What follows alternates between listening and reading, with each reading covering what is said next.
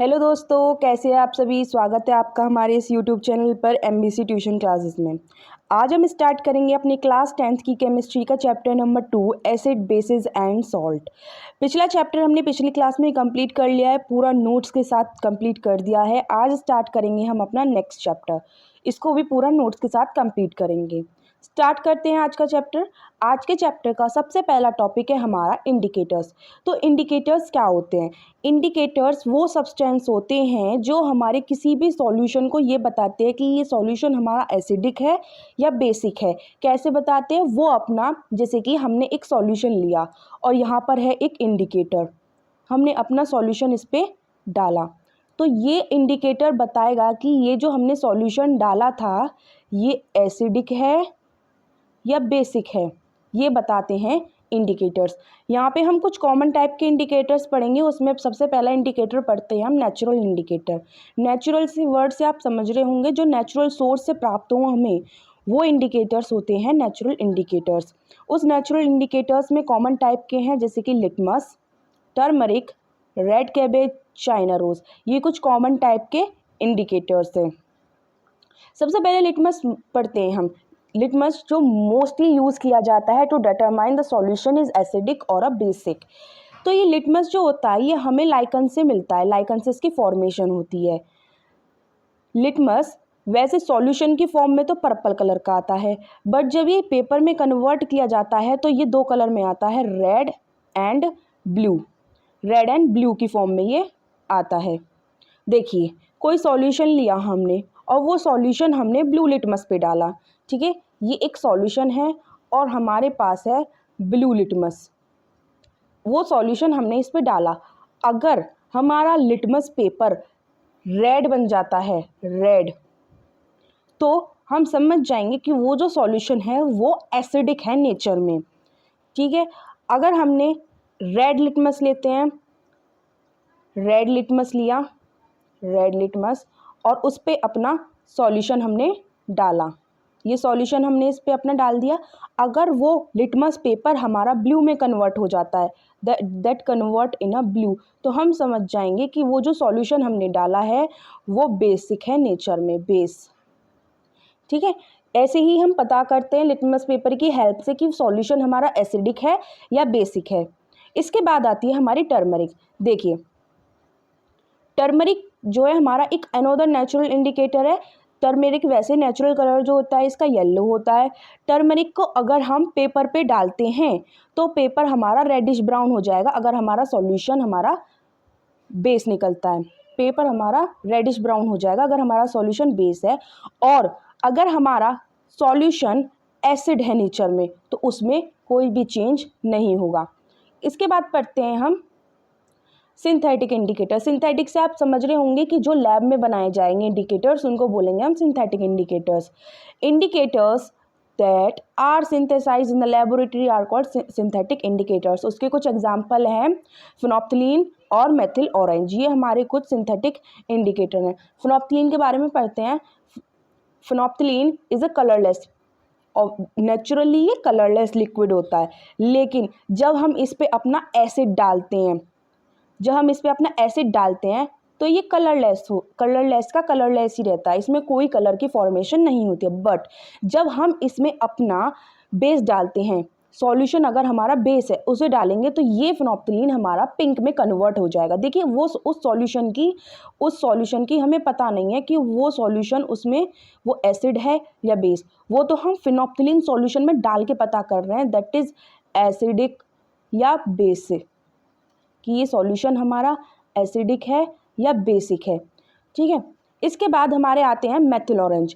Methyl orange क्या होता है? मेथिल ऑरेंज से आपको पता चल रहा है इसका ओरिजिनली कलर जो होता है वो ऑरेंज कलर का होता है। जब हम इसमें अपना सॉल्यूशन डालते हैं और वो सॉल्यूशन हमारा रेड कलर में कन्वर्ट हो जाए, वो सॉल्यूशन हमारा रेड कलर में कन्वर्ट हो जाए तो समझ जाइए कि वो सॉल्यूशन हमारा एसिड है। और अगर उसमें हम अपना सॉल्यूशन डालते हैं और वो सॉल्यूशन हमारा येलो कलर का हो जाए तो समझ जाइए वो सॉल्यूशन हमारा बेसिक है नेचर में। इसके बाद आते हैं हमारे all factory indicators. All factory का मतलब होता है ये कलर चेंज करने से हमें नहीं बताते हैं कि ये एसिडिक हैं या बेसिक हैं। इन्हें हम स्मेल करके बता सकते हैं कि ये कौन किस नेचर के हैं। देखिए,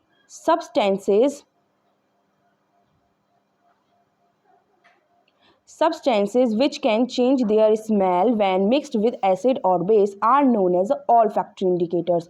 वो सब्सटेंस जो अपनी स्मेल को चेंज कर दें किसी सॉल्यूशन के मिक्स होने के बाद, अगर वो एसिड के साथ मिक्स कर रहे हैं या फिर वो बेस के साथ मिक्स कर रहे हैं, वो अपनी स्मेल चेंज कर रहे हैं। ऑलफैक्टरी इंडिकेटर्स हमारे कौन कौन से हो सकते हैं? पहला है अनियन, वनीला, ऐसे कुछ हमारे ऑलफैक्टरी इंडिकेटर्स हो सकते हैं। पढ़ते हैं ऑनियन और वनीला के बारे में। देखिए, ऑनियन जो होता है उसका या तो हम पेस्ट लें या फिर जूस लें अनियन का, वो अपनी स्मेल ख़त्म कर देता है जब हम उसके साथ बेस ऐड करते हैं। जैसे अनियन की नॉर्मल स्मेल होती है, अगर हमने उसमें एक सॉल्यूशन डाला तो उस सॉल्यूशन के बाद उसकी स्मेल बिल्कुल ख़त्म हो जाएगी, बिल्कुल स्मेल नहीं आएगी अनियन की। तो इसका मतलब हम समझ जाएंगे जो हमने उसमें वो सॉल्यूशन डाला है वो बेसिक है, नेचर में वो बेस है। देखिए, पेस्ट और juice of onion loss it smell when added base. जब हम उसमें बेस मिला देंगे तो वो अपनी स्मेल बिल्कुल खो देगा। सेकेंड, अगर हम उसमें एसिड मिला देते हैं, तो उसकी स्मेल में कोई चेंज नहीं होगा। देखिए, ये डिपेंड करता है कि हमारा एसिड सॉल्यूशन है या बेसिक सॉल्यूशन है, जिससे हमें पता चलेगा कि हमारा अनियन की स्मेल आ रही है या नहीं आ रही है। ऐसे ही पढ़ते हैं वनीला के बारे में। देखिए, वनीला में क्या होता है? The smell of vanilla vanish with base. जो वनीला की स्मेल है वो वैनिश हो जाती है अगर हम बेसिक सॉल्यूशन मिला दें। लेकिन अगर हम उसमें एसिडिक सॉल्यूशन मिलाते हैं तो उसकी स्मेल वैनिश नहीं होगी, ऐसी की ऐसी ही रहेगी। इसके बाद हम यहाँ पर इस टेबल की फॉर्म से पढ़ेंगे कि हमारी स्मेल किस तरीके से किसके अकॉर्डिंग चेंज होंगी, कैसे कैसे एसिड डालने पर किसकी कलर चेंज होगा, किसका कलर चेंज नहीं होगा। देखिए, सबसे पहले हमने लिटमस के बारे में पढ़ा था। लिटमस पेपर के बारे में पढ़ा था, तो हम लिटमस पेपर के इंडिकेटर्स पढ़ेंगे कि वो एसिड के साथ क्या इंडिकेट करते हैं और हमारे बेस के साथ क्या इंडिकेट करते हैं। हमने अगर रेड लिटमस लिया है, यहाँ पे ओरिजिनली कलर उसका रेड ही होता है, रेड लिटमस लिया है। अगर हम उसको एसिड डालेंगे उस पर तो उस पर कोई चेंज नहीं होगा, लेकिन अगर हम उस पर बेस डालते हैं तो उसका ब्लू कलर में वो चेंज हो जाएगा। सेकेंड, अगर हम ब्लू लिटमस लेते हैं, ब्लू लिटमस पेपर लिया हमने, उस लिटमस पेपर का जो ओरिजिनल कलर है वो ब्लू ही है। अगर हमने उस पर बेस डाला तो बेस डालने से उस पर कोई चेंज नहीं आ रहा है। अगर हमने उस पर एसिड डाला, एसिड डालने से वो रेड कलर में कन्वर्ट हो रहा है। इसके बाद आती है हमारी फिर दूसरी नेचुरल इंडिकेटर टर्मरिक हल्दी का जो नेचुरल कलर होता है वो येलो कलर की होती है, लेकिन वो एसिड के साथ कोई चेंज नहीं दिखाती, और अगर हम उस पर बेस डालते हैं तो वो रेडिश ब्राउन कलर की हो जाती है। इसके बाद हमारी आती है रेड कैबेज जूस। जो रेड कैबेज जूस होता है वो पर्पल कलर का होता है। अगर हम उस पर एसिड डालते हैं तो एसिड डालने से उसका कलर रेडिश हो रहा है, लाल रंग की वो हो रही है, लेकिन अगर हम उस पर बेस डालते हैं तो वो ग्रीनिश येलो कलर की कन्वर्ट हो रही है। तो रेड कैबेज का ओरिजिनल कलर पर्पल होता है, और अगर हम उस पर एसिड डालते हैं तो वो रेडिश कलर में कन्वर्ट हो जाता है, पर्पल कलर, और अगर हम उस पर बेस डालते हैं तो वो पर्पल कलर हमारा ग्रीनिश येलो कलर में चेंज हो रहा है। इसके बाद आते हैं हमारे कुछ सिंथेटिक इंडिकेटर्स जो लैब में बनाए जा रहे हैं, उनके बारे में पढ़ेंगे। सबसे पहले हम पढ़ेंगे फिनोप्थिलीन। तो ये ऑब्वियसली कलरलेस होती है, हमने अभी पीछे पढ़ा, लेकिन अगर हम उस पर एसिड डालते हैं तो उसका कलरलेस ही रहेगा, उसका कोई कलर चेंज नहीं होगा। लेकिन अगर हम उस पर बेस डालते हैं तो वो पिंक कलर में कन्वर्ट हो जाएगी। इसके बाद हमारा दूसरा सिंथेटिक इंडिकेटर आता है मेथिल ऑरेंज। ये मेथिल ऑरेंज जो है, इसके नाम से पता चल रहा है कि ये ऑरेंज कलर की होगी ओरिजिनली, लेकिन जब हम इस पे अपना एसिड यूज़ करेंगे, एसिड यूज़ करने से ये रेड कलर में कन्वर्ट हो जाएगी और हमारा बेस येलो कलर में कन्वर्ट हो जाएगा। तो ये पता चलेगा जो हमने सॉल्यूशन डाला है और वो रेड कलर में कन्वर्ट हो रहा है, तो पता चल जाएगा कि वो सॉल्यूशन एसिडिक है नेचर में। इसके बाद आते हैं हमारे अनियन। जो ऑलफैक्टरी इंडिकेटर्स होते हैं अनियन, उसका कोई कलर नहीं होता है, वो कलरलेस होती है, मतलब वो स्मेल से पता करी जाती हैं। देखिए अगर हम उसमें अपना अनियन के पेस्ट या जूस लें, अगर हम उसमें अपना एसिड मिलाते हैं तो उसमें कोई चेंज नहीं आता, लेकिन अगर हम उसमें बेस मिलाते हैं तो उसकी स्मेल वैनिश हो जाएगी। ऐसे ही अगर हम वनीला लेते हैं तो वनीला के एसिड डालने पर कोई चेंज नहीं आता, और वनीला में बेस डालने पर उसकी स्मेल वैनिश हो जाती है। ठीक है, ये मैंने टेबल की फॉर्म से आपको और अच्छे तरीके से समझा दिया कि इंडिकेटर्स का क्या यूज़ होता है और किस तरीके से वो अपनी कलर चेंज करते हैं according to the solution is acidic और बेसिक। इसके बाद हमारा मेन चैप्टर स्टार्ट होता है एसिड्स, फिर इसके बाद बेस पढ़ेंगे and the last is salts. तो एसिड स्टार्ट करते हैं। बेसिकली एसिड होते क्या है, अपने एसिड का जो हम अपने घर में यूज़ करते हैं, एसिड के देसी भाषा में गांव में भी यूज़ करते हैं लोग, तेज़ाब। तेज़ाब को हम एसिड बोलते हैं और हिंदी में इसको अम्ल बोलते हैं, अम्ल, शायद अम्ली बोलते हैं। तो पढ़ते हैं हम एसिड के बारे में। देखिए ये जो एसिड्स होते हैं, तो एसिड पढ़ रहे हैं हम, तो हम एसिड को किससे, रेड से ही रिप्रेजेंट करेंगे, क्योंकि हमारे एसिड्स बहुत खतरनाक होते हैं, बहुत खतरनाक एसिड पढ़ने वाले हैं हम। देखिए acids are sour in taste, acids हमारे टेस्ट में खट्टे होते हैं। हमने अभी पढ़ा कि एसिड जो होते हैं ब्लू लिटमस को रेड में कन्वर्ट कर देते हैं। अगर हम इसको पानी में डालें, ये एक बीकर है, इसमें पानी है और इसमें हमने एक सॉल्यूशन डाला जो है एसिडिक नेचर में। ठीक है, तो इस बीकर में हमें बहुत सारे H पॉजिटिव आयन देखने के लिए मिल जाएंगे, बहुत सारे H पॉजिटिव आयन, क्योंकि हमारा जो एसिड्स होते हैं वो वाटर में अपने H पॉजिटिव आयन रिलीज कर देते हैं। देखिए लिखिए, they dissolve in water to release H positive ion. अगर हम इसको पानी में मिला देते हैं तो ये अपने H पॉजिटिव आयन रिलीज कर देंगे। इसके बहुत सारे एग्जाम्पल हैं एसिड्स के, जैसे कि सल्फ्यूरिक एसिड जिसका केमिकल फॉर्मूला है H2SO4, एसिडिक एसिड जिसका केमिकल फॉर्मूला है CH3COOH, नाइट्रिक एसिड जिसका केमिकल फॉर्मूला है HNO3। देखिए इन चैप्टर्स में आपको जितने ज़्यादा एग्जाम्पल पढ़ने को मिलेंगे, उससे आपको केमिकल फॉर्मूला भी उतने ही अच्छी तरीके से याद रहेंगे। तो उनको याद ही रखना है, क्योंकि एग्ज़ाम टाइम पे हमें बहुत सारी केमिकल रिएक्शंस लिखनी होती हैं कि एसिड किसके साथ रिएक्ट कर रहा है, बेस किसके साथ रिएक्ट कर रहा है, तो उसमें हमें बहुत ज़्यादा हेल्पफुल रहती हैं। अब बात करते हैं हम properties of acid. Properties of acid यानी कि जो हमारे एसिड्स होते हैं वो मेनली खट्टे होते हैं, ये हमने अभी पढ़ा। जो हमारा रेड ब्लू लिटमस होता है उसको वो नीला कर देते हैं। हमारे एसिड्स इलेक्ट्रिसिटी को कंडक्ट करने की कैपेबिलिटी अपने अंदर रखते हैं। ये वाटर में जाते ही अपने H पॉजिटिव आयन रिलीज कर देते हैं। एक सॉल्यूशन यानी कि लिक्विड, एक तरीके से हम बता सकते हैं लिक्विड सॉल्यूशन। ठीक है, अब बात आती है टाइप्स ऑफ एसिड। एसिड को दो टाइप में डिवाइड किया गया है, पहला है नेचुरल एसिड और दूसरा है मिनरल एसिड। ठीक है, नेचुरल एसिड कौन से होते हैं, जो हमें नेचुरल सोर्स से मिलते हैं उनको बोलते हैं हम नेचुरल एसिड, और उनको दूसरा नाम भी है ऑर्गेनिक एसिड। इसके एग्जाम्पल हैं जैसे कि methanoic acid, acetic acid, oxalic acid. ये हमारे कुछ कॉमन एग्जाम्पल हैं जो हमारे नेचुरल एसिड्स के हैं। इसके बाद हमारा नेक्स्ट पढ़ते हैं कि ऑर्गेनिक एसिड्स कौन कौन से होते हैं, मतलब नॉर्मली जो उनके नाम लिए जाते हैं और उनका सोर्स क्या होता है, वो हमें कहाँ से मिलते हैं। देखिए सबसे पहला सिट्रिक एसिड। सिट्रिक से पता चल रहा है कि कुछ खट्टा एसिड है, तो ये हमें खट्टी चीज़ों से मिलेगा, जैसे कि लेमन या फिर ऑरेंज। ये हमें लेमन से मिलेगा या फिर ऑरेंज से मिलेगा। दूसरा है हमारा लैक्टिक एसिड। लैक्टिक एसिड जो होते हैं हमें दूध से मिलता है। लैक्टिक एसिड हमारे दूध में प्रेजेंट होता है, मिल्क में प्रेजेंट होता है। अगला है हमारा ऑक्सैलिक एसिड।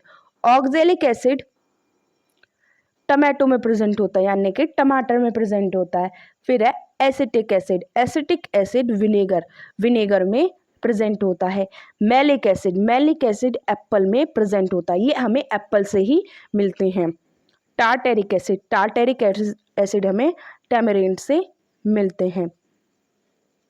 देखिए यहाँ पे ये इस डायग्राम में भी यही दिखाया गया है कि कौन कौन से सोर्स ऑफ एसिड्स होते हैं और वो ये एसिड्स हमको कहाँ कहाँ से मिलते हैं। जैसे कि अभी मैंने बताया विनेगर हमें एसिटिक एसिड हमें विनेगर से मिलता है, सिट्रिक एसिड हमें लेमन से मिलता है, ऑक्सैलिक टमाटो से मिलता है, और टार्टेरिक एसिड हमें ग्रेप से मिलता है, लैक्टिक मिल्क से मिलता है, फॉर्मिक एसिड आंट से मिलता है, मैलिक एसिड हमें एप्पल से मिलता है। ये हमारे कुछ एसिड्स हैं जिनकी फॉर्मेशन हो रही है।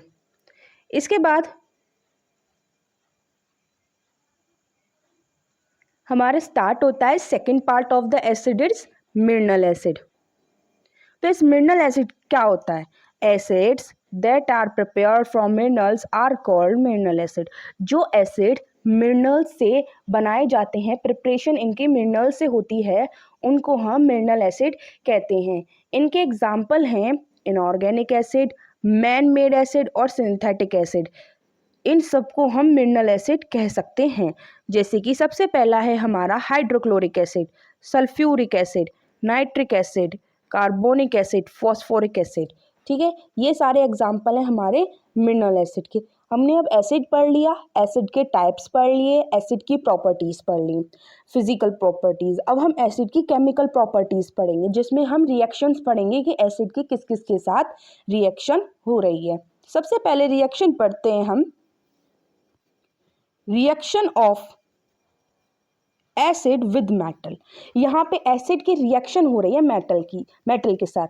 आप रिएक्शन का मतलब समझ रहे हैं? रिएक्शन का मतलब ये होता है कि हमने भी कर लिया, उसमें हमने एसिड भी डाल दिया, साथ में हमने उसमें मेटल भी डाल दिया। अब दोनों के आपस में लड़ाई हो रही है या फिर फ्रेंडशिप हो रही है, अब ये जाने, और ये हमें अपना एक नया प्रोडक्ट बनाकर देंगे। ये दोनों हम एज अ रिएक्टेंट यूज़ करेंगे और इनसे हमारे नए प्रोडक्ट की फॉर्मेशन होगी। देखिए, हम जानते हैं कि एसिड हमें H पॉजिटिव आयंस देते हैं, ये हमने अभी पीछे पढ़ लिया था।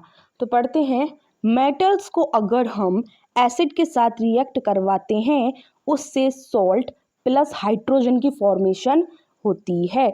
मेटल्स को अगर हम एसिड के साथ रिएक्ट करवाते हैं, उससे सॉल्ट की फॉर्मेशन होती है और उसके साथ हाइड्रोजन गैस इवॉल्व होगी।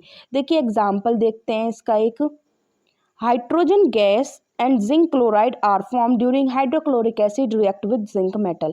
जब हमने जिंक मेटल को हाइड्रोक्लोरिक एसिड के साथ रिएक्ट करवाया तो हमारा जिंक क्लोराइड की फॉर्मेशन हुई और हाइड्रोजन गैस उसके साथ रिलीज हुई। ठीक है, सिंपल सी रिएक्शन है, अगर आप ठीक तरीके से भी पढ़ते चलोगे तो आपको समझ में आती चलेंगी। इसके बाद आती है हमारी कि हमको कैसे पता चले कि उस रिएक्शन में हमारे हाइड्रोजन गैस निकल रही है। तो उसके लिए एक टेस्ट होता है, देखिए ये है test for hydrogen gas. The gas evolved after the reaction of acid with metal can be tested by bringing a lighted candle near it। देखिए कोई रिएक्शन चल रही है, यहाँ पे समझ लीजिए कोई रिएक्शन चल रही है बीकर में, है ना, और हमको लग रहा है कि उसमें से यहाँ पे हाइड्रोजन गैस निकल रही है। अब हमें टेस्ट कैसे करें कि यार हाइड्रोजन गैस ही निकल रही है? तो यहाँ पर हम एक कैंडल ले जाएंगे, जलती हुई कैंडल। ठीक है, अब एक कैंडल ले गए हम, इसको यहाँ पे इसके पास ले जाते हैं और देखते हैं कि ये जो कैंडल है, ये जब हम इसको हाइड्रोजन गैस के पास ले जाते हैं तो अचानक से हमें एक पॉप साउंड की आवाज़ आती है, boom with a pop sound. ठीक है, पॉप साउंड की आवाज़ आती है, जिससे हम कंफर्म हो जाते हैं कि उस रिएक्शन में हमारी इवोल्यूशन कंफर्म हो जाते हैं कि उस रिएक्शन में हमारी हाइड्रोजन गैस ही इवॉल्व हो रही है। हम कंफर्म हो गए कि वहाँ पे अगर पॉप साउंड हमें सुनाई दिया है तो समझ जाओ कि वहाँ पे हाइड्रोजन गैस रिलीज हो रही है। सेकेंड रिएक्शन है हमारी इस एसिड की chemical reaction, reaction of acid with metal carbonate.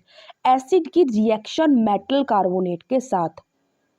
देखिए जब भी मेटल कार्बोनेट के साथ एसिड की रिएक्शन होगी तो सबसे पहले फॉर्मेशन होगी सॉल्ट की, फिर होगी कार्बन डाइऑक्साइड की फॉर्मेशन, उसके बाद हमारी वाटर की फॉर्मेशन हो जाएगी। देखिए कार्बन डाइऑक्साइड यहाँ पे रिलीज होगी और सॉल्ट की फॉर्मेशन होगी और वाटर इसमें हमें देखने के लिए मिलेगा। इसका एक एग्जाम्पल पढ़ते हैं हम। देखिए hydrochloric acid gives carbon dioxide gas, sodium chloride along with water when react with sodium carbonate. हमने यहाँ पे सोडियम कार्बोनेट लिया, उसको हाइड्रोक्लोरिक एसिड के साथ रिएक्ट करवाया, उससे फॉर्मेशन हो रही है सोडियम क्लोराइड की, यानी कि सॉल्ट की, वाटर की एंड कार्बन डाइऑक्साइड की। यहाँ पे sodium carbonate as a metal है, एज अ मेटल लिया गया है। ठीक है, हाइड्रोक्लोरिक एसिड देता है हमें carbon dioxide gas and sodium chloride के साथ आता है हमारा वाटर की फॉर्मेशन हो जाती है। इसके बाद पढ़ते हैं हम अपना अगली रिएक्शन। इस रिएक्शन में क्या होता है कि एसिड की रिएक्शन करवाते हैं हम, एसिड की रिएक्शन हाइड्रोजन कार्बोनेट के साथ। एसिड की रिएक्शन जब हाइड्रोजन कार्बोनेट के साथ होगी तो उससे क्या होगा, हाइड्रोजन कार्बोनेट या बाइकार्बोनेट ले सकते हैं। देखिए यहाँ पे हमने हाइड्रोजन कार्बोनेट लिया और उसकी रिएक्शन करवाई हमने यहाँ पे एसिड के साथ। यहाँ पे सोडियम बाइकार्बोनेट लिया, सोडियम बाइकार्बोनेट, उसकी हमने रिएक्शन करवाई, एसिड लिया हमने यहाँ पे सल्फ्यूरिक एसिड। उससे के बाद हमारा प्रोडक्ट बनकर आ रहे हैं, सबसे पहले बनकर आ रहा है salt, carbon dioxide and water. ठीक है, यहाँ पे हमने एसिड लिया था, मेटल हाइड्रोजन कार्बोनेट लिया है, उससे बनी हमारी salt, carbon dioxide and water. ठीक है, ये हमारे यहाँ पे रिएक्टेंट्स हो गए, acid, metal hydrogen and carbonate, और फॉर्मेशन हो रही है हमारे यहाँ पे salt, carbon dioxide and water की। अब आता है कि ये सब रिएक्शंस तो हमने पढ़ ली, लेकिन ऐसी क्या चीज़ है जो हमारे सारे एसिड्स में कॉमनली देखने के लिए मिलती ही मिलती है। तो पढ़ते हैं वो कौन सी ऐसी चीज़ है जो सारे एसिड्स में कॉमन होती है, कॉमन इन एसिड। देखिए सबसे पहले एसिड्स जो सारे मोस्टली एसिड्स होते हैं, वो अगर हम उनको मेटल के साथ रिएक्ट करवाते हैं तो वो हाइड्रोजन गैस देंगे ही देंगे। Acid give hydrogen gas when they react with metal. Second, this shows that all acid contain hydrogen. ये बताते हैं कि अगर हाइड्रोजन गैस उस रिएक्शन के दौरान रिलीज हो रही है, इसका मतलब सारे एसिड्स के पास हाइड्रोजन प्रेजेंट होती है। जैसे कि एग्जाम्पल देकर दिखाया है यहाँ पर, हाइड्रोक्लोरिक एसिड के पास भी हाइड्रोजन है, सल्फ्यूरिक एसिड के पास भी हाइड्रोजन है, नाइट्रिक एसिड के पास भी हाइड्रोजन है। इसके बाद पढ़ते हैं हम अपनी second point, when an acid is dissolve in water. जब भी हम एसिड को वाटर में डिजॉल्व करते हैं तो वो हमें हाइड्रोजन आयन्स में टूट जाता है, H पॉजिटिव आयन हमें देता है। ठीक है, ये हमने उसके प्रॉपर्टीज में पढ़ लिया था। The dissociation of hydrogen ion in aqueous solution is the common property of all acid. जब भी हम किसी भी एसिड को वाटर में मिलाएंगे और वो हाइड्रोजन आयन्स में डिसोसिएट टूट जाएगा, तो इसका मतलब ये सभी एसिड्स में कॉमन होता है। अगर वो हाइड्रोजन आयन्स में नहीं टूट रहा है, अगर वो उस सॉल्यूशन में H पॉजिटिव आयन नहीं दे रहा है, तो समझ जाओ कि वो एसिड है ही नहीं, वो एसिड है ही नहीं। इसके बाद, because of the dissociation of hydrogen ion in aqueous solution and acid so acidic behaviour. बताया मैंने कि इसी कारण से वो H पॉजिटिव आयन उस एक्वस सॉल्यूशन में देता है, यही कारण है कि वो सॉल्यूशन अपना एसिडिक बिहेवियर दे रहा है, वो सॉल्यूशन एसिडिक है। यहाँ पे हमने कुछ एग्जाम्पल देखते हैं, जैसे कि हाइड्रोक्लोरिक एसिड है, ये hydrochloric acid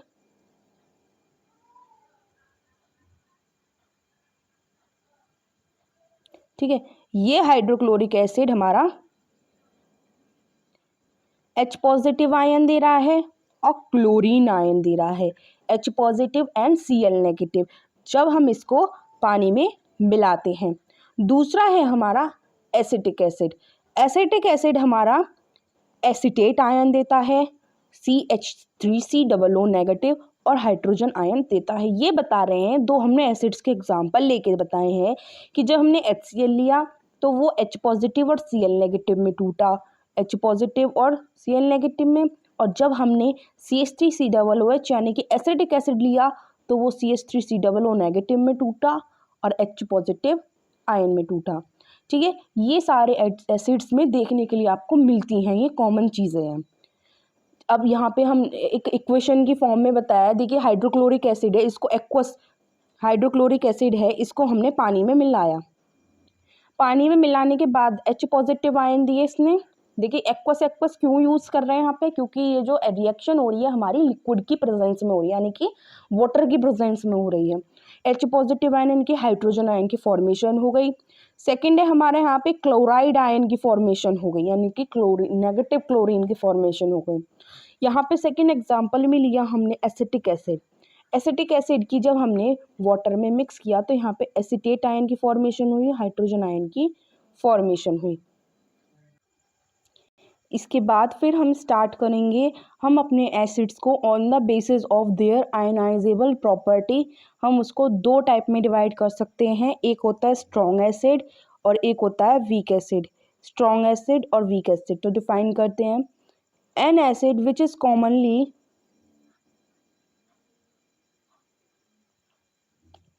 an acid which is commonly ionized in water and produce H positive ion is called strong acid। देखिए जो एसिड वाटर में मिलने के बाद कंप्लीटली आयोनाइज्ड हो जाते हैं और ज़्यादा से ज़्यादा H पॉजिटिव आयन देते हैं, यानी कि सबसे ज़्यादा अमाउंट में H पॉजिटिव आयन्स देते हैं, उन एसिड्स को हम स्ट्रॉन्ग एसिड्स बोलते हैं। इसके एग्जाम्पल हैं हमारे hydrochloric acid, sulphuric acid and nitric acid. ये हमारे स्ट्रॉन्ग एसिड की कैटेगरी में आते हैं। इसके बाद आता है हमारा वीक एसिड। वीक एसिड क्या होते हैं? An acid which is partially ionized in water and thus produce a small amount of hydrogen ion is called a weak acid। जो एसिड पानी में मिलाने के बाद पार्शियली यानी कि कम ही आयोनाइज्ड होते हैं और कम मात्रा में हाइड्रोजन आयन हमें देते हैं तो उनको बोलते हैं हम वीक एसिड। ठीक है, तो वीक एसिड्स के एग्जाम्पल है हमारा एसिटिक एसिड, कार्बोनिक एसिड। ठीक है, when a concentrated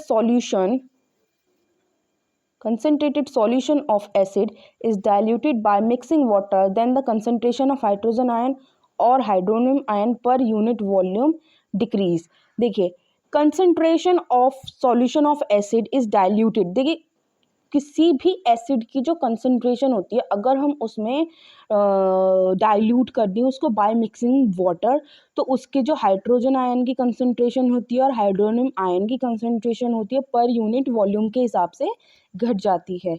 इसके बाद पढ़ते हैं अपना नेक्स्ट आता है हमारा सबसे इम्पोर्टेंट बेस। ठीक है, सेकंड इम्पोर्टेंट बेस। तो बेस को हम ब्लू कलर से पढ़ेंगे।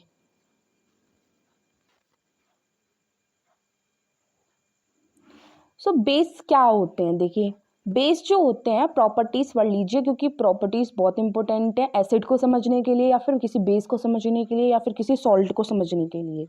देखिए बेस क्या होते हैं? Bases are bitter in taste. ये टेस्ट में बहुत ज़्यादा कड़वे होते हैं। ठीक है, कड़वे होते हैं। हैव अ सोपी टच, इनका बहुत ही सोपी सा टच होता है, बहुत ही सॉफ्ट सा सोपी सा टच होता है, जैसे कि हमने किसी सोप को छू लिया हो। ये क्या करते हैं? किसी भी रेड लिटमस को ब्लू में कन्वर्ट कर देते हैं। अगर हम इसको किसी भी एक्वस सॉल्यूशन में मिक्स करते हैं तो ये हमें OH नेगेटिव आयन देते हैं when we mix the base with aqueous solution. ठीक है, इसके कुछ एग्जाम्पल पढ़ते हैं हम। सोडियम हाइड्रोक्साइड, इसका कॉमन नेम है कॉस्टिक सोडा से हम इसे बुलाते हैं NaOH। कैल्शियम हाइड्रोक्साइड CaOH का होल ट्वाइस। पोटेशियम हाइड्रोक्साइड जिसे हम कास्टिक पोटाश के नाम से जानते हैं KOH। इसकी प्रॉपर्टीज पढ़ते हैं। प्रॉपर्टीज हमने पढ़ा कि ये बहुत टेस्ट में कड़वे होते हैं, सोपी सा इनका टच होता है, रेड लिटमस को ब्लू कर देते हैं, कंडक्ट करते हैं इलेक्ट्रिसिटी को कंडक्ट कर देते हैं अगर हम इसका सॉल्यूशन बनाते हैं। OH नेगेटिव आयंस को ये रिलीज करते हैं जब हम किसी भी एक्वा सॉल्यूशन में इसको मिक्स करते हैं। इसके बाद टाइप्स होते हैं बेस के दो टाइप होते हैं, ये वाटर सॉल्यूबल, वाटर इनसॉल्यूबल। ठीक है, बेस के दो टाइप हैं, वाटर सॉल्यूबल और water insoluble. The hydroxide of alkali and alkali earth metals are soluble in water. देखिए जो अल्कली मेटल्स होते हैं, आप आगे पढ़ेंगे जब आगे अपना एक और चैप्टर आएगा हमारा कार्बोनेट्स कंपाउंड्स और मेटल एंड नॉन मेटल, इससे अगला वाला चैप्टर, तो उसमें आपको देखने के लिए मिलेंगे अल्कली मेटल्स क्या होते हैं और अल्कली अर्थ मेटल्स क्या होते हैं। वो जो होते हैं वो हमें सॉल्युबल होते हैं वाटर में और वो हमें हाइड्रोक्साइड देते हैं, यानी कि OH नेगेटिव आयन हमें देते हैं जहां हम उनको वाटर में सॉल्युबल करते हैं। देखिए इनके कुछ एग्जाम्पल हैं, जैसे कि sodium hydroxide, magnesium hydroxide, calcium hydroxide, ये सब जो होते हैं ये अल्कली होते हैं और ये स्ट्रॉन्ग बेस की कैटेगरी में आते हैं। जो वाटर सॉल्युबल बेस होते हैं वो स्ट्रॉन्ग बेस की कैटेगरी में आते हैं। मेनली जो हमारे स्ट्रॉन्ग बेस होंगे वो कौन से होंगे, अल्कली और अल्कली अर्थ मेटल्स, क्योंकि ये बहुत ज़्यादा मात्रा में हमें OH नेगेटिव आयन देने की कैपेबिलिटी रखते हैं। अब आती है हमने प्रॉपर्टीज़ पढ़ ली बेस की, अब आती है हमारी chemical properties of base. Chemical properties पढ़ेंगे, देखिए सबसे पहले पढ़ेंगे हम reaction of base with metal. Base की रिएक्शन करवाएंगे हम मेटल के साथ। देखिए जब भी किसी अल्कली मेटल ले लो या फिर अल्कली अर्थ मेटल ले लो, जब भी हम किसी बेस की अल्कलाई जो होता है अल्कलाई, अगर आपको कहीं अल्कलाई लिखा दिखे तो समझ जाइए वो बेस के बारे में बात कर रहा है। ठीक, समझ जाना है कि वो बेस के बारे में बात कर रहा है।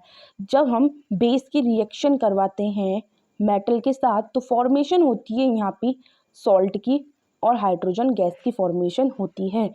जैसे कि यहाँ पर हमने सोडियम हाइड्रोक्साइड की रिएक्शन करवाई जिंक के साथ, तो वहाँ पे हमें फॉर्मेशन हुई सोडियम जिंकेट की और हाइड्रोजन गैस रिलीज हुई, यानी कि सोडियम हाइड्रोक्साइड यहाँ पर हमने लिया बेस और उसकी रिएक्शन करवाई हमने जिंक यानी कि मेटल के साथ और फॉर्मेशन हुई वहाँ पे सॉल्ट की, यानी कि सोडियम जिंकेट। जो हमने सोडियम जिंकेट लिया है वो सॉल्ट की तरह काम कर रहा है और हाइड्रोजन गैस की यहाँ पे इवॉल्व हुई।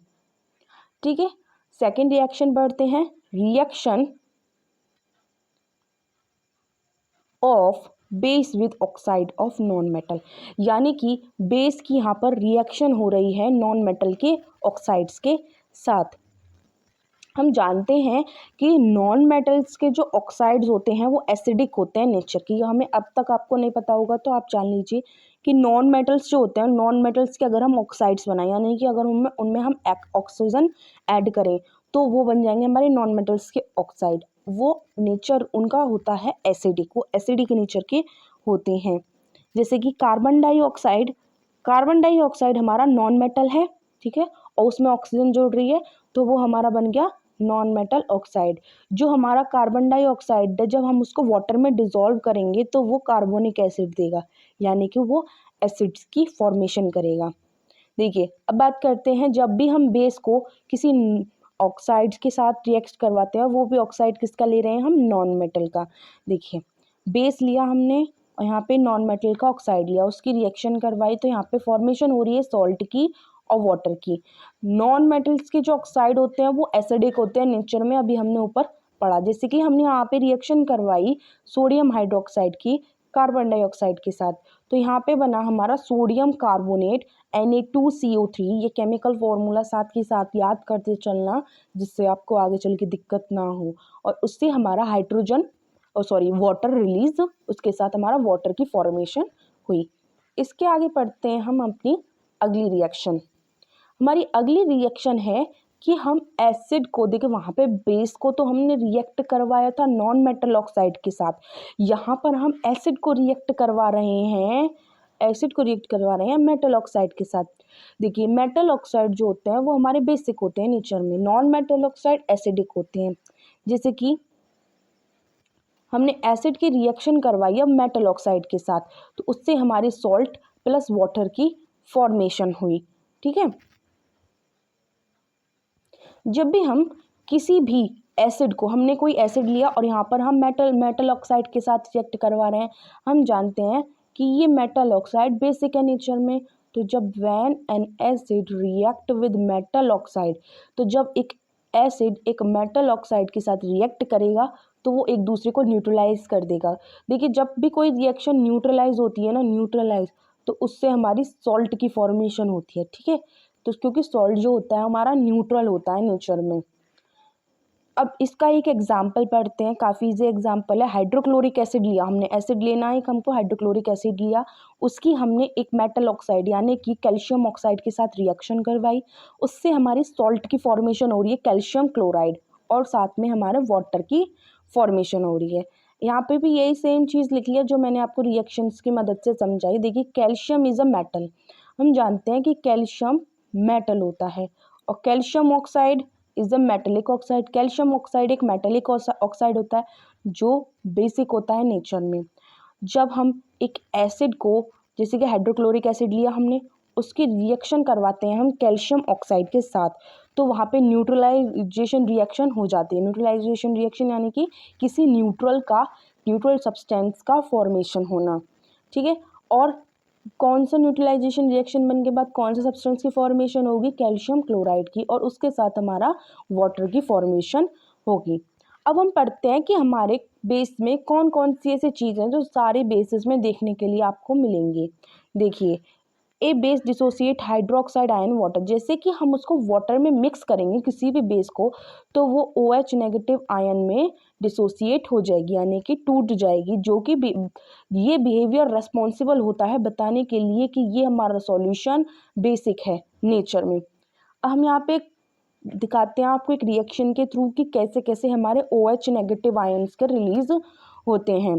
जैसे कि हमने यहाँ पे लिया NOH, sodium hydroxide which is salt, ये एक सॉल्ट है। ठीक है, यहाँ पे हमने इसकी वाटर में मिक्स किया, एक्वस में वाटर में मिक्स किया, इससे हमारे सोडियम आयन अलग हो गए Na पॉजिटिव, और हमारे हाइड्रोक्साइड आयन अलग हो गए which is OH negative.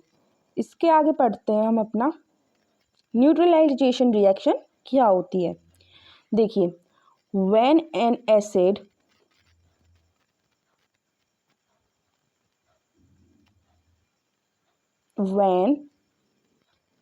Acid react with base, जब भी कोई एसिड बेस के साथ रिएक्ट करेगा, जैसे कि हाइड्रोजन आयन एसिड का ले लिया हमने, एसिड का हाइड्रोजन आयन ले लिया, और हाइड्रोक्साइड आयन ले लिया हमने बेस का, और वो रिएक्ट कर रहे हैं आपस में दोनों, तो फॉर्मेशन होगी यहाँ पे वाटर की।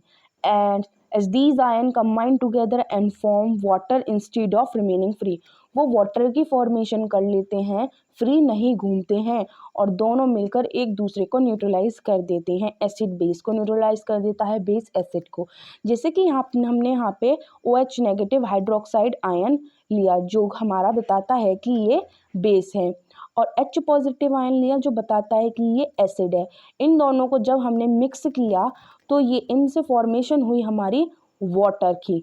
ठीक है, वाटर जो होता है ये बताता है कि ये रिएक्शन न्यूट्रलाइज हो चुकी है।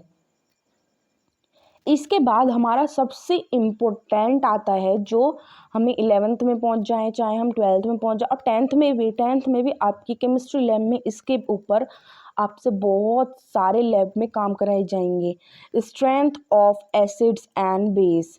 ठीक है, strength of acid and base, यहाँ पर एक pH स्केल नाम की एक चीज़ होती है, pH स्केल, pH, जिसकी फुल फॉर्म होती है पोटेंशियल ऑफ हाइड्रोजन। ठीक है, पोटेंशियल ऑफ हाइड्रोजन। ये pH स्केल क्या होता है, इस pH स्केल में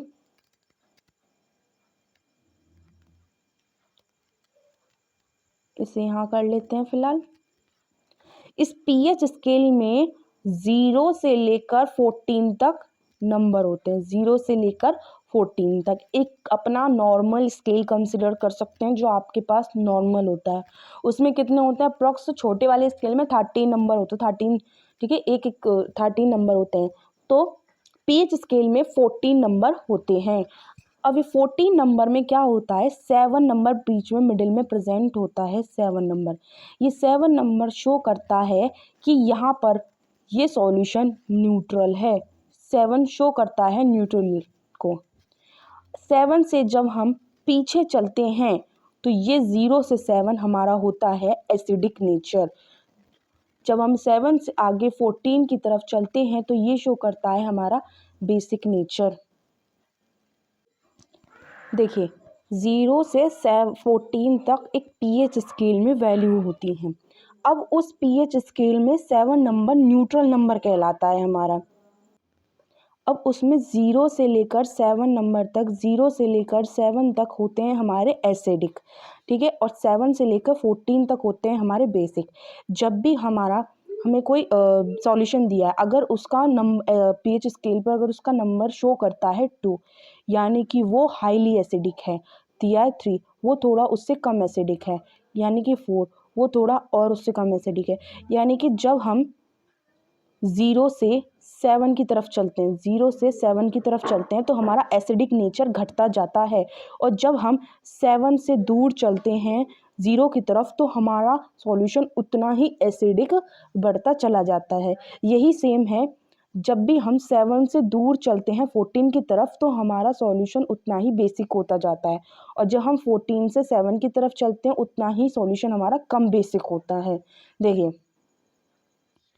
इसके बाद फॉर वाटर और न्यूट्रल सॉल्यूशन, वाटर ले लो या फिर कोई न्यूट्रल सॉल्यूशन, उसका जो पीएच होता है 7, जो हमारा मिडिल में होता है।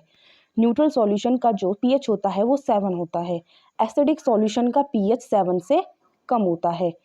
ये होते हैं हमारे एसिडिक। और बेसिक सॉल्यूशन का जो पीएच होता है वो हमारा 7 से ज़्यादा होता है। ये बेसिक होते हैं। बेसिक जो होते हैं हमारे वो ब्लू कलर से शो किए जाते हैं, और जो एसिड होते हैं वो हमारे रेड कलर से शो किए जाते हैं। तो यहाँ पर ये अलग अलग अपने कलर शो करते हैं। यहाँ पर ये अपने अलग अलग कलर शो करते हैं, जिसके अकॉर्डिंग हमें पता चलता है कि हमारा सॉल्यूशन कितना हाईली एसिडिक है या फिर कितना हाईली बेसिक है। इसके बाद आते हैं हमारा कि पीएच का हमारे डेली लाइफ में क्या रोल है। उसमें सबसे पहले पढ़ेंगे हम अपना पीएच का रोल हमारे डाइजेस्टिव सिस्टम में। हमें पता है कि हमारे स्टमक में एक बहुत ही खतरनाक एसिड प्रेजेंट रहता है, strong acid, dilute HCl, hydrochloric acid. ये जो हाइड्रोक्लोरिक एसिड होता है ये हमारे प्रोटीन डाइजेशन में बहुत हेल्प करता है हमारे स्टमक में। जब भी इसकी मात्रा बढ़ जाती है, excess acid in stomach cause acidity ingestion, जब भी इसकी मात्रा हमारे पेट में बढ़ जाती है जिसकी वजह से हमें एसिडिटी फील होने लगती है, तो हम कौन कौन सी दवाइयाँ लेते हैं। हम लेते हैं एंटासिड, जिसका नाम है मैग्नीशियम हाइड्रोक्साइड, जिसे हम मिल्क ऑफ मैग्नीशिया के नाम से भी जानते हैं, या फिर सोडियम हाइड्रोजन कार्बोनेट, जिसे हम बेकिंग सोडा कहते हैं, जो हमारे एसिड को न्यूट्रलाइज करने में हेल्प करता है। ये जो हम लेते हैं मैग्नीशियम हाइड्रोक्साइड, जिसे हम मिल्क ऑफ मैग्नीशिया कहते हैं, या फिर बेकिंग सोडा, ये बेसिक होते हैं नेचर में, जो हमारी एसिडिटी को डिक्रीज करने में हेल्प करते हैं। इसके बाद आता है हमारा tooth decay caused by acid. जो हम शुगर खाते हैं वो शुगर हमारे मुंह में जाके एसिड में कन्वर्ट हो जाती है, और उसका एसिड कम से कम 5.5 से पीएच उसका 5.5 से नीचे गिर जाता है, जिसकी वजह से हमारे टूथ डिके होना स्टार्ट हो जाता है। अब इस टूथ डिके को रोकने के लिए हम अच्छी क्वालिटी की टूथपेस्ट यूज़ करना स्टार्ट करते हैं, जो कि एल्कलाइन होते हैं, नेचर में पढ़ते हैं। Tooth decay caused by acid.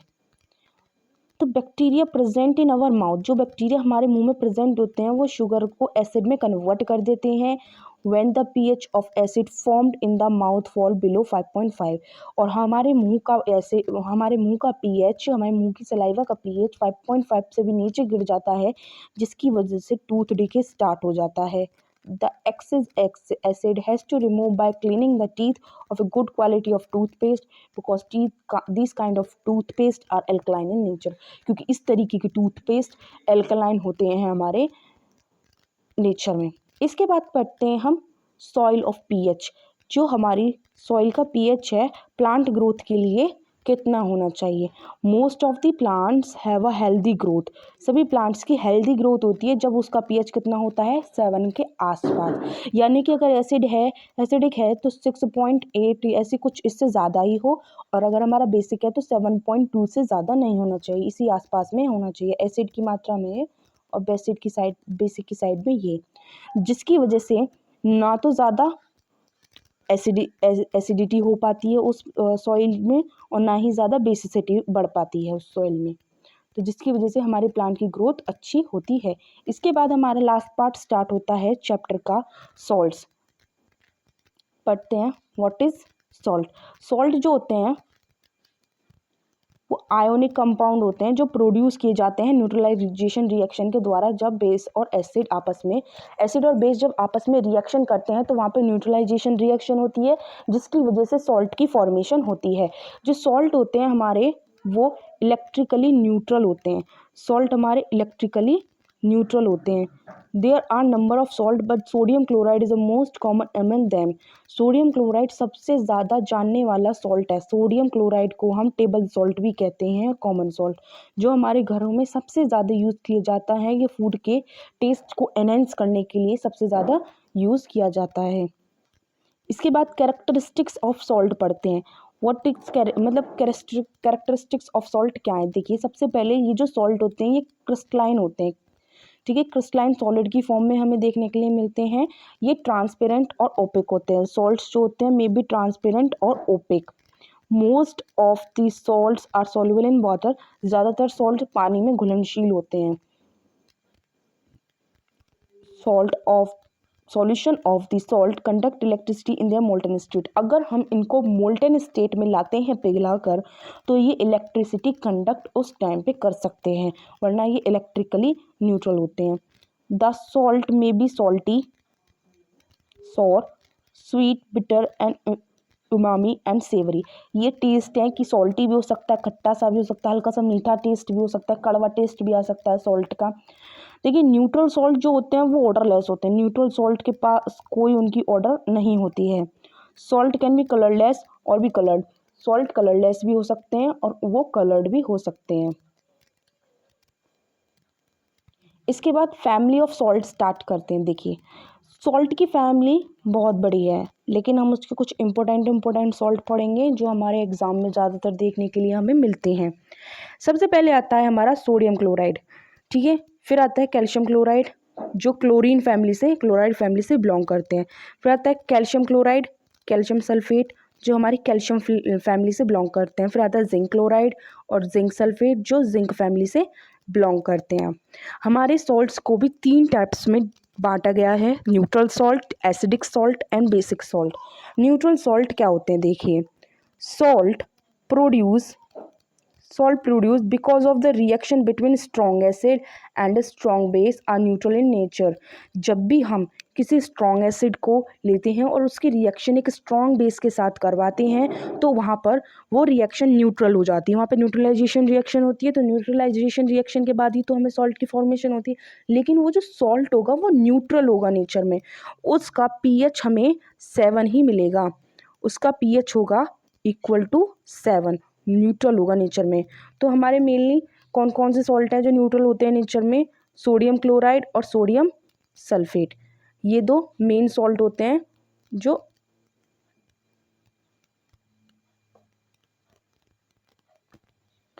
Neutral होते हैं। इसके बाद हम पढ़ेंगे कि सोडियम क्लोराइड और सोडियम सल्फेट की फॉर्मेशन कैसे होती है। देखिए, जब भी हम सोडियम हाइड्रोक्साइड की रिएक्शन करवाते हैं हाइड्रोक्लोरिक एसिड के साथ, तो उससे फॉर्मेशन होती है हमारी सोडियम क्लोराइड की और वाटर की फॉर्मेशन होती है। एक्वस सोडियम हाइड्रोक्साइड लेना है, उसकी रिएक्शन करवानी है एक्वस हाइड्रोक्लोरिक एसिड के साथ, उससे फॉर्मेशन प्रोडक्ट बनकर आएगा हमारा एक्वस सोडियम क्लोराइड और वाटर की फॉर्मेशन होगी। और ये जो हमारा सॉल्ट बनेगा ये न्यूट्रल होगा। ये हमने एक स्ट्रॉन्ग बेस लिया है, ये हमने एक स्ट्रॉन्ग एसिड लिया है और इससे हमने बनाया है एक न्यूट्रल सॉल्ट। इसके बाद पढ़ते हैं हमारे सोडियम सल्फेट की फॉर्मेशन कैसे होती है। देखिए, जब भी हम एक्वस सोडियम हाइड्रोक्साइड लेते हैं, ये भी एक स्ट्रॉन्ग बेस है और उसकी रिएक्शन करवाते हैं सल्फ्यूरिक एसिड, जो एक स्ट्रॉन्ग एसिड है। उससे फॉर्मेशन होती है हमारी एक्वस सोडियम सल्फेट, जो न्यूट्रल सॉल्ट है, और वाटर की फॉर्मेशन होती है। इसके बाद आता है हमारा एसिडिक सॉल्ट। देखिए, एसिडिक सॉल्ट क्या होता है? Salt which is formed after the reaction between a strong acid and a weak base. जब एक स्ट्रॉन्ग एसिड लिया जाए, स्ट्रॉन्ग एसिड, और उसकी रिएक्शन करवाई जाए वीक बेस के साथ, तो वहाँ पर हमारा बनेगा एसिडिक सॉल्ट। एसिडिक सॉल्ट की फॉर्मेशन होगी। जो इसका पीएच होगा वो मेनली इसका पीएच 7 से कम ही देखने के लिए मिलेगा। इसका मेनली पीएच हमें 7 से कम देखने को मिलेगा। इसके एग्जाम्पल हैं अमोनियम सल्फेट और अमोनियम क्लोराइड। देखिए, अमोनियम क्लोराइड की फॉर्मेशन देखते हैं किस तरीके से होती है। यहाँ पे हमने अमोनियम हाइड्रोक्साइड लिया जो कि एक वीक बेस है, और यहाँ पे हमने लिया हाइड्रोक्लोरिक एसिड जो एक स्ट्रॉन्ग एसिड है, जिससे हमारी फॉर्मेशन हुई अमोनियम क्लोराइड की। Ammonium chloride in of aqua solution और वाटर की फॉर्मेशन यहाँ पर हो रही है। इससे आगे पढ़ते हैं हम बेसिक सॉल्ट। बेसिक सॉल्ट में क्या होता है, जब भी एक वीक एसिड हमेशा स्ट्रॉन्ग एसिड एक वीक एसिड स्ट्रॉन्ग बेस के साथ रिएक्ट करेगा, उससे फॉर्मेशन होगी हमारे बेसिक सॉल्ट की। ठीक है, वीक एसिड रिएक्ट करेगा स्ट्रॉन्ग बेस के साथ, उससे फॉर्मेशन होगी हमारी बेसिक सॉल्ट की। रिएक्शन पढ़ते हैं इसकी। हमारे कुछ एग्जाम्पल दिए गए हैं यहाँ पे, सोडियम कार्बोनेट और सोडियम एसीटेट। ठीक है, अब सोडियम कार्बोनेट की फॉर्मेशन कैसे होती है। यहाँ पे हमने कार्बोनिक एसिड लिया जो कि एक बहुत स्ट्रॉन्ग बेस है, और सोडियम हाइड्रोक्साइड जो एक सोडियम हाइड्रोक्साइड लिया जो एक बहुत स्ट्रॉन्ग बेस है, और कार्बोनिक एसिड लिया जो एक बहुत वीक एसिड है। उनमें जब हमने रिएक्शन करवाई तो वहाँ पर हमारा बनता है एक basic salt which is sodium carbonate, और उसके साथ वाटर की फॉर्मेशन होती है। यहाँ पर कारण पढ़ते हैं, cause of formation of acid and basic and neutral salt. क्या कारण है कि जिसकी वजह से एसिडिक सॉल्ट बनता है, बेसिक सॉल्ट बनता है, न्यूट्रल सॉल्ट बनता है। When a strong acid react with a weak base, जब एक स्ट्रॉन्ग एसिड वीक बेस के साथ रिएक्ट करेगा तो base unable to fully neutralise the acid, क्योंकि स्ट्रॉन्ग यहाँ पर बहुत एसिड यहाँ पे बहुत स्ट्रॉन्ग है और बेस यहाँ पर इतना स्ट्रॉन्ग नहीं है, तो बेस उसको कंप्लीटली न्यूट्रलाइज नहीं कर पाएगा, जिस वजह से हमारा जो सॉल्यूशन है वो एसिडिक फॉर्म में बना रह जाएगा। इस वजह से यहाँ पे एसिडिक सॉल्ट की फॉर्मेशन हो जाती है। फिर आता है सेकंड पॉइंट, जब हम किसी स्ट्रॉन्ग बेस की रिएक्शन करवाते हैं वीक एसिड के साथ, तो एसिड उसको पूरी तरह से न्यूट्रलाइज नहीं कर पाता है, क्योंकि यहाँ पे बेस इतना स्ट्रॉन्ग है कि एसिड उस पर पूरी तरह काम नहीं कर पा रहा है। क्योंकि देखिए ये तो यहाँ पे बेस है और ये यहाँ पे इतना सा एसिड है, अब इतना सा एसिड इसका क्या बिगाड़ लेगा, तो यहाँ पे ये जो हमारा सॉल्यूशन बना रह जाएगा वो बेसिक बना रह जाएगा, उसकी नेचर जो रह जाएगी वो बेसिक हो जाएगी, जिससे हमारी जो सॉल्ट की फॉर्मेशन है वो बेसिक सॉल्ट की फॉर्मेशन यहाँ पे हो जाएगी। जब इक्वली स्ट्रॉन्ग एसिड लिया जाए और बेस भी उतना ही स्ट्रॉन्ग हो जितना कि एसिड है, तो यहाँ पे रिएक्शन न्यूट्रलाइज कर देंगे एक दूसरे को, यहाँ पे न्यूट्रल सॉल्ट की फॉर्मेशन हो जाएगी। देखिए अब ये जो हमने यहाँ पे 3 डिफरेंट टाइप के सॉल्ट पढ़े, acidic salt, basic salt and neutral salt, इनका पीएच क्या होगा। न्यूट्रल सॉल्ट का पीएच ऑलमोस्ट 7 होगा, 7 के इक्वल होगा। एसिडिक सॉल्ट का पीएच 7 से कम होगा और बेसिक सॉल्ट का पीएच 7 से ज़्यादा होगा। ये इंपॉर्टेंट पॉइंट है, इनको अच्छी तरीके से नोट्स में बना लीजिएगा। इसके बाद हमारी आती है family of salt. Family of salt में हम कुछ 5 टाइप के सॉल्ट पढ़ेंगे और उनकी method of preparation, uses and their properties, उनको पढ़ेंगे, और ये एग्ज़ाम में ज़्यादातर ये इस टाइप के पूछे जाते हैं। ठीक है ना। इसके बाद हमारा स्टार्ट होता है, सबसे पहला पढ़ेंगे हम कॉमन सॉल्ट। कॉमन सॉल्ट यानी कि सोडियम क्लोराइड, जो कि न्यूट्रल होता है नेचर में, और हमारे घरों पे ज़्यादातर ये कॉमन सॉल्ट ही यूज़ किए जाते हैं। Common salt is also called as a table salt, जो हमारे घर में किसी भी सब्जी की या फिर किसी भी खाने की चीज़ की टेस्ट को एनहेंस करने के लिए यूज़ किया जाता है। ये कैसे इसकी फॉर्मेशन होती है, हमने पहले इसकी रिएक्शन पढ़ ली है न्यूट्रल सॉल्ट में, तो मैंने इसके मेथड ऑफ प्रिपरेशन की रिएक्शन यहाँ पे नहीं लिखी है। It is formed after the reaction between, यहाँ पे हमने सोडियम हाइड्रोक्साइड की हाइड्रोक्लोरिक एसिड के साथ रिएक्शन करनी है, जिससे हमारी सोडियम क्लोराइड की फॉर्मेशन हो जाएगी। ये एक न्यूट्रल सॉल्ट होता है। इसकी जो पीएच होती है वो अबाउट 7 होती है, क्योंकि न्यूट्रल है तो इसकी जो पीएच होगी वो 7 होगी। हमने अभी पढ़ा था कि न्यूट्रल सॉल्ट की पीएच कितनी होती है। सोडियम क्लोराइड जो होता है वो हमारे हमारे खाने के टेस्ट को एनहेंस करने के लिए मेनली यूज़ किया जाता है।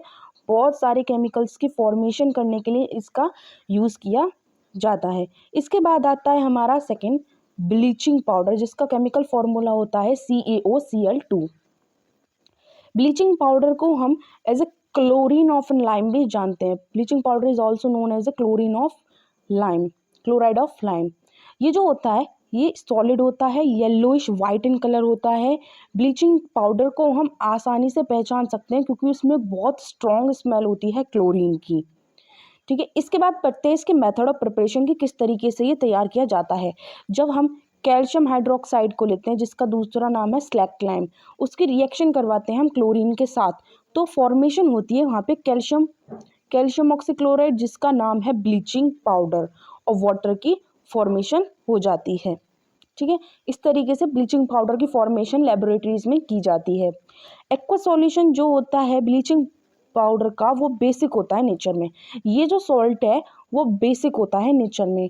ये इसका जो टर्म है ब्लीच, वो मेनली किस लिए यूज़ किया जाता है, removal of colour. Bleaching powder is often use as a bleaching agent. इसको ब्लीचिंग एजेंट की तरह हम यूज़ कर सकते हैं। ब्लीच का मतलब है रिमूवल ऑफ कलर। अब हम इसके यूजेस पढ़ते हैं। देखिए, ब्लीचिंग पाउडर का सबसे बड़ा यूज़ है कि ये कपड़ों, ये डिसइंफेक्शन के लिए यूज़ होता है।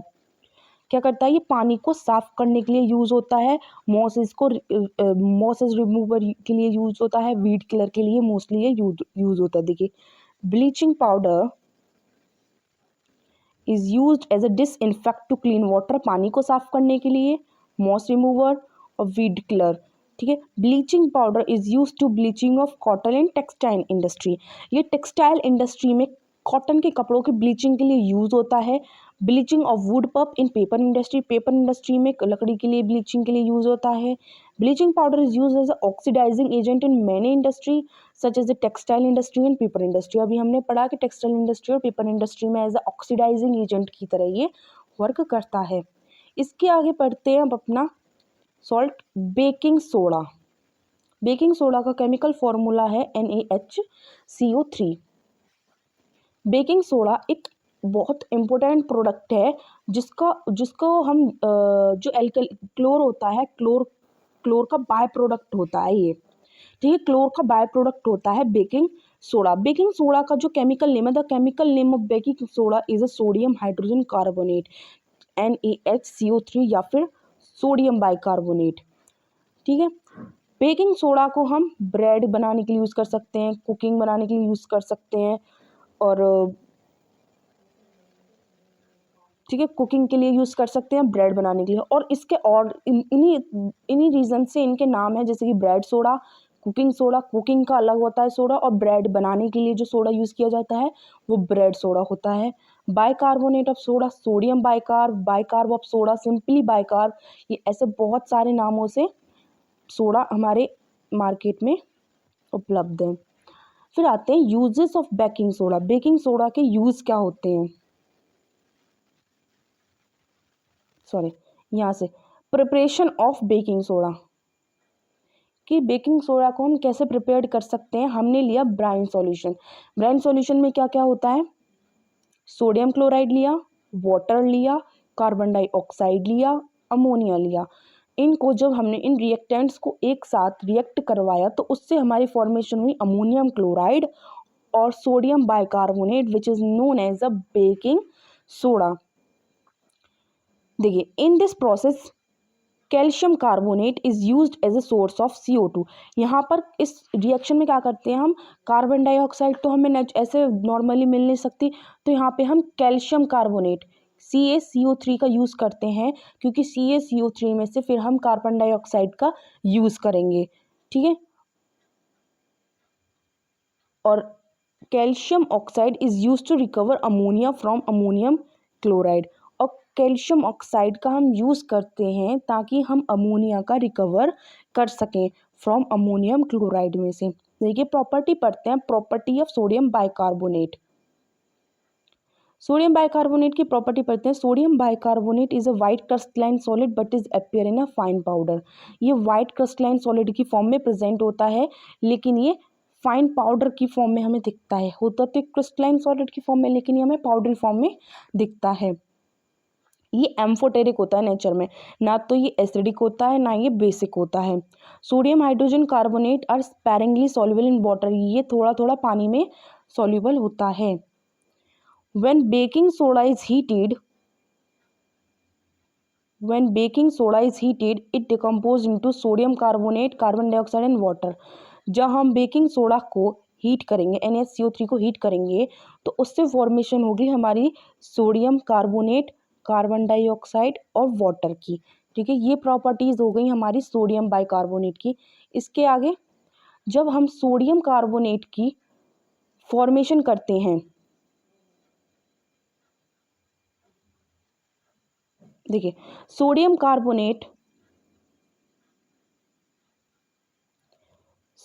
carbonate formed after thermal decomposition of sodium hydrogen carbonate and decomposed into sodium oxide and carbon dioxide and further heating। यानी कि सोडियम कार्बोनेट जो बनता है वो सोडियम हाइड्रोजन कार्बोनेट जब डिकम्पोज होता है इनटू सोडियम ऑक्साइड में डिकम्पोज होता है, कार्बन डाइऑक्साइड में डिकम्पोज होता है। देखिए जब हम इसको डिकम्पोज करेंगे तो इससे हमारा सोडियम ऑक्साइड बनेगा और कार्बन डाइऑक्साइड की फॉर्मेशन होगी। इसे हम डिहाइड्रेशन रिएक्शन भी कहते हैं। यूजेस पढ़ते हैं बेकिंग सोडा के। बेकिंग सोडा जो होता है is used in a making of baking powder बनाने के लिए यूज़ होता है, जो कि हमारी कुकिंग में बहुत ज़्यादा हेल्पफुल रहता है क्योंकि प्रोड्यूस करता है कार्बन डाइऑक्साइड, जो कि हमारे बैटर को सॉफ्ट और स्पॉन्जी बनाने के लिए बहुत हेल्पफुल होते हैं।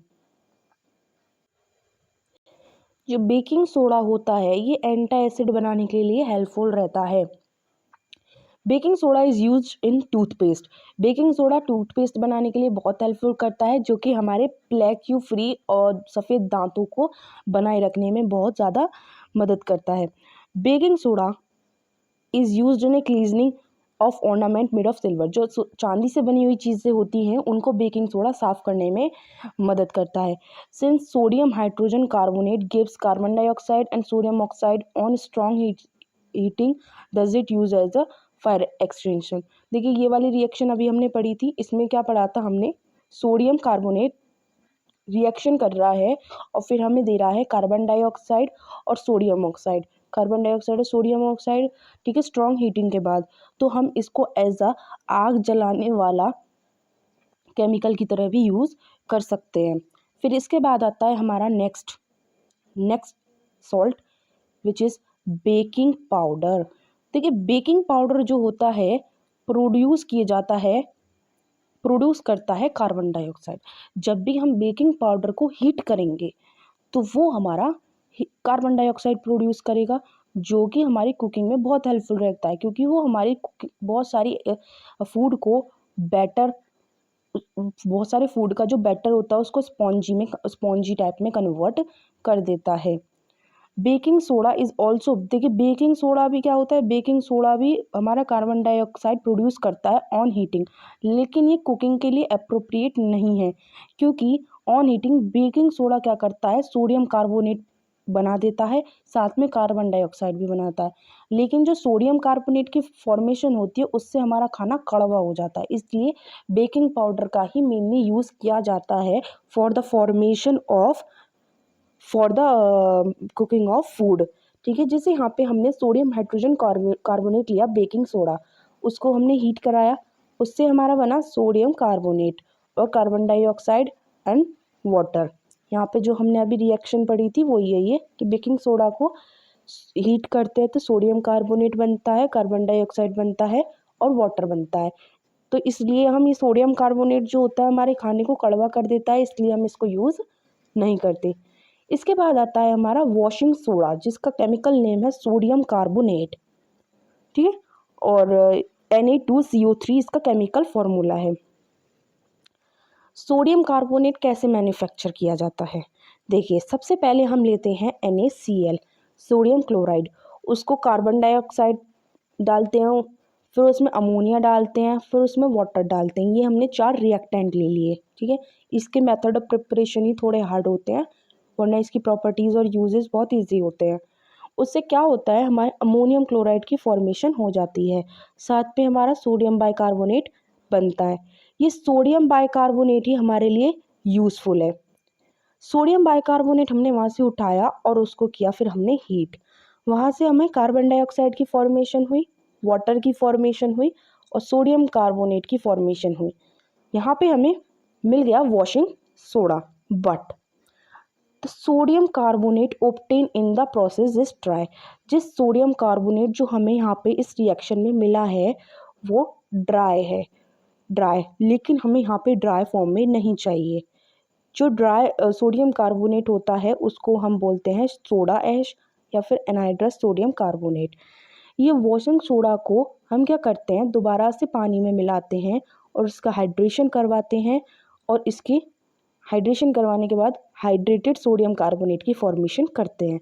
जैसे कि यहाँ पे हमने सोडियम कार्बोनेट लिया, उसकी वाटर के साथ रिएक्ट करवाई, वाटर के साथ रिएक्ट करवाने के बाद यहाँ पे 10 मॉलिक्यूल्स ऑफ वाटर ऐड हो गए इसमें सोडियम कार्बोनेट में, और ये सोडियम कार्बोनेट इस टाइम हाइड्रेटेड फॉर्म में है। देखिए जो ये 10 वाटर मॉलिक्यूल हैं वॉशिंग सोडा में, इन्हीं की वजह से हम इसको सोडियम बाइकार्बोनेट डेकाहाइड्रेट बोलते हैं। डेकाहाइड्रेट क्यों? क्योंकि इसमें 10 मॉलिक्यूल ऑफ वाटर प्रेजेंट है, इसलिए हम बोलते हैं इसको डेकाहाइड्रेट। इसलिए हम इसको बोलते हैं सोडियम बाइकार्बोनेट डेकाहाइड्रेट। देखिए sodium carbonate is a crystalline solid, ये क्रिस्टलाइन सॉलिड की फॉर्म में होता है और जो सॉल्युबल होता है वाटर में। When most of the carbonates are insoluble in water, बल्कि बहुत सारे कार्बोनेट्स ऐसे होते हैं जो वाटर में इजीली सॉल्युबल नहीं होते हैं, लेकिन जब हमने इसमें 10 मॉलिक्यूल्स ऑफ वाटर मिलाए इसकी वजह से ही सॉल्युबल हो गया वाटर में। इसके बाद पढ़ते हैं हम इसके यूजेस ऑफ सोडियम कार्बोनेट। सबसे पहला यूज़, ये हमारे कपड़ों को साफ़ करने के लिए बहुत ज़्यादा काम आता है। ज़्यादातर इलाकों में यही यूज़ किया जाता है। ये डिटर्जेंट और साबुन बनाने के लिए काम आता है। ये पानी की परमानेंट हार्डनेस ख़त्म करने के लिए काम आता है। ये ग्लास और पेपर इंडस्ट्रीज़ में बहुत काम आता है। इसके बाद हमारा नेक्स्ट एंड लास्ट टॉपिक आता है हमारा पीओपी, जिसकी फुल फॉर्म है प्लास्टर ऑफ पेरिस। ये प्लास्टर ऑफ पेरिस को हम जिप्सम प्लास्टर भी कह सकते हैं। इसका केमिकल फॉर्मूला है CaSO4 half H2O, CaSO4 half H2O। इसकी हाफ को बोलेंगे हम हेमीहाइड्रेट। अब इसकी प्रिपरेशन देखते हैं कि इसकी प्रिपरेशन कैसे की जाती है। सबसे पहले प्लास्टर ऑफ पेरिस बनाने की फॉर्मेशन करने के लिए हमें जो टेम्परेचर चाहिए होता है वो होता है केल्विन में 373 या फिर 393 केल्विन, या फिर सेल्सियस में बात करें 150 डिग्री सेल्सियस, या फ़ारेनहाइट में बात करें तो 300 फ़ारेनहाइट डिग्री फ़ारेनहाइट। इसमें क्या करते हैं, हम कैल्शियम सल्फेट लेते हैं, उसमें water mix calcium sulphate with dihydrate लेते हैं और उसको हम हीट करते हैं। हीट करने के बाद यहाँ पे फॉर्मेशन होती है कैल्शियम सल्फेट हेमीहाइड्रेट की, यहाँ पे फॉर्मेशन होती है। ठीक है, इसके बाद क्या होता है, on heating a gypsum at 373 and 393 Kelvin, it loses water molecule which becomes calcium sulfate hemihydrate. This product is known as the plaster of Paris. इस प्रोडक्ट को हम बोलते हैं प्लास्टर ऑफ पेरिस। ये हमारा प्लास्टर ऑफ पेरिस बन चुका है। ठीक है, however when water is mixed with the dry plaster of Paris it restructure into gypsum। जब हम इसमें दोबारा से पानी मिलाते हैं तो ये दोबारा से अपनी स्ट्रक्चर चेंज करता है और इससे फॉर्मेशन होती है जिप्सम की। जिप्सम का फॉर्मूला होता है CaSO4, that is gypsum, CaSO4 half H2O। ठीक है, जब CaSO4 हेमीहाइड्रेट तो बोलते हैं हम, हेमीहाइड्रेट तो बोलते हैं हम प्लास्टर ऑफ पेरिस। जब हम इसमें अपना और वाटर मिलाते हैं तो उससे फॉर्मेशन हो जाती है हमारी जिप्सम की। पीओपी का जो केमिकल फॉर्मूला होता है वो होता है CaSO4 calcium sulphate half H2O hemihydrate. Properties पढ़ते हैं पेरिस की, प्लास्टर ऑफ पेरिस की। देखिए ये जो यूजली होता है ये वाइट इन कलर, सफ़ेद रंग का होता है, पाउडर की फॉर्म में प्रेजेंट होता है। जब भी हम पानी ऐड करते हैं जिप्सम में तो जिप्सम के क्रिस्टल फॉर्मेशन होने स्टार्ट हो जाते हैं और एक सॉलिड स्टेप, जब भी हम पीओपी में पानी ऐड करेंगे तो उसके जो क्रिस्टल होते हैं वो सॉलिड स्टेट में कन्वर्ट होने स्टार्ट हो जाते हैं। The exothermic setting process can be catalysed by the sodium chloride. The plaster of Paris retarded by alum और borax. Plaster of Paris formed anhydrous calcium sulphate at 4। देखिए plaster of Paris क्या करता है, वो anhydrous calcium sulphate की formation होती है उसमें एट 473 केल्विन में। It's sometime known as a dead burn plaster of Paris. अगर हम प्लास्टर ऑफ पेरिस की फॉर्मेशन करें 473 केल्विन पे, तो उस प्लास्टर ऑफ पेरिस को बोलेंगे हम बर्न प्लास्टर ऑफ पेरिस। ठीक है, इसके बाद आते हैं इसके कुछ यूजेस। ये जो होते हैं, ये हॉस्पिटल में फ्रैक्चर हो जाता है जब किसी बोन का, तो उसमें बहुत ज़्यादा यूज़फुल होता है प्लास्टर ऑफ पेरिस। ये डेनिस्ट्री के लिए यूज़ में आता है, to make a cast, making toys बनाने के लिए काम आता है, decorative material, cheap ornament, cosmetic background, ये सब बनाने के लिए ये यूज़ में आता है। ये आता है फायर से प्रोटेक्शन करने के लिए यूज़ में काम आता है। Used in ceiling air gaps in apartment in apparatus in labs. जो लैब के अपैरेटस होते हैं उनमें जो गैप्स आ जाते हैं उनको सील करने के लिए यूज़ होता है। हमारा सबसे लास्ट टॉपिक है इसके बाद, तो वाटर क्रिस्टलाइजेशन। देखिए, बहुत सारे सॉल्ट्स होते हैं जिनके पास वाटर मॉलिक्यूल प्रेजेंट होते हैं, उनको बोलते हैं हम हाइड्रेटेड सॉल्ट। जो वाटर मॉलिक्यूल उन सॉल्ट्स में प्रेजेंट होते हैं उस वजह से उसे हम बोलते हैं वाटर ऑफ क्रिस्टलाइजेशन। जो वाटर मॉलिक्यूल सॉल्ट में प्रेजेंट होते हैं उसे बोलते हैं वाटर ऑफ क्रिस्टलाइजेशन। देखिए, इसकी फॉर्मेशन कैसे होती है। कॉपर सल्फेट पेनहाइड्रेट लिया हमने, जो ब्लू कलर होता है कॉपर सल्फेट, इसमें क्या हुआ कि 5 मॉलिक्यूल वाटर के प्रेजेंट होते हैं। कॉपर सल्फेट लिया हमने जो ब्लू कलर का है, उसमें 5 मॉलिक्यूल वाटर के, उसको हमने हीट किया। हीट करने के बाद हमें यहाँ पे कॉपर सल्फेट की फॉर्मेशन हो रही है। When copper sulphate is heated it loses water molecule and turns into grey. जो कॉपर सल्फेट होता है स्टार्टिंग में ब्लू कलर का होता है, लेकिन जैसे हम उसको हीट देना स्टार्ट करते हैं ये कॉपर सल्फेट कन्वर्ट हो जाता है, अपना वाटर लूज कर देता है और ग्रे कलर का कन्वर्ट हो जाता है। White colour which is known as anhydrous copper sulphate, जिसे हम बोलते हैं कॉपर एनहाइड्रस सल्फेट, ये ग्रे और वाइट कलर में कन्वर्ट हो जाता है।